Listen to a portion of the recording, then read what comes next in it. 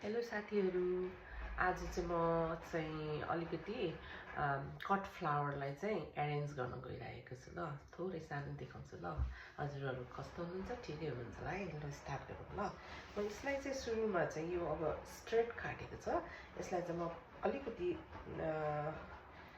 यस्तो तरिकाले काटिदिन्छु। यस्तो तरिकाले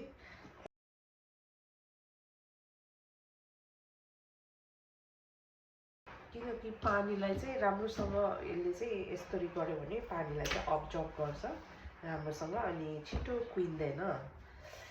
त्यसैले चाहिँ मैले यसरी गरिरहेको छु है साथीहरू। अनि तपाईँहरू कसरी गर्नुहुन्छ हेर्नुहोस् ल। ओके, यसलाई मैले सबै कट गरिसकेँ।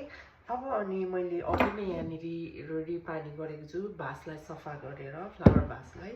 अनि यसमा चाहिँ मैले यसको यो प्लान्टलाई चाहिँ अनि फुड चाहिन्छ होइन, यसलाई पनि फुड चाहिन्छ। सो यहाँनिर मैले अलिकति भेनिगर लिएको छु। तपाईँहरूकोमा भेनिगर छैन भने लेमन जुस हाल्न पनि सक्नुहुन्छ होइन। मैले चाहिँ 1 टेबल स्पुन भेनिगर हाल्छु यसमा।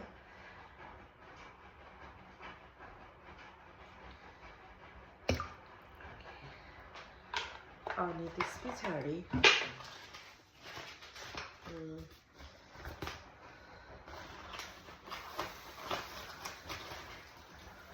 यो चाहिँ 1 टेबल स्पुन सुगर।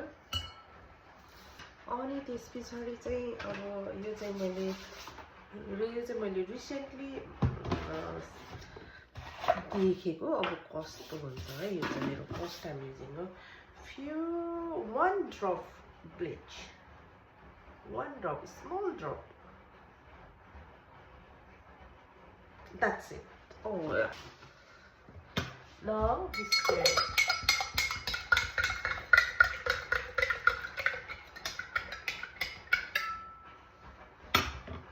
अब तपाईँले 1 by 1 फ्लावर लगाउनुहोस्।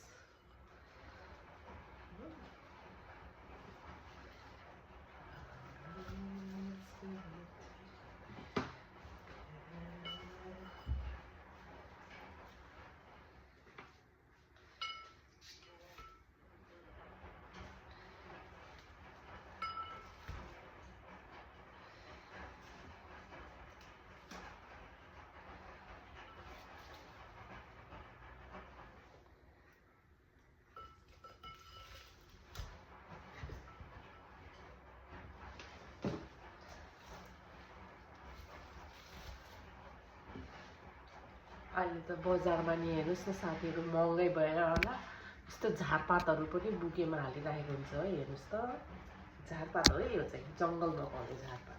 तर यसलाई पनि अब मैले राखेँ यहाँनिर हो। अब मेरो फ्लावर भास चाहिँ रेडी भयो।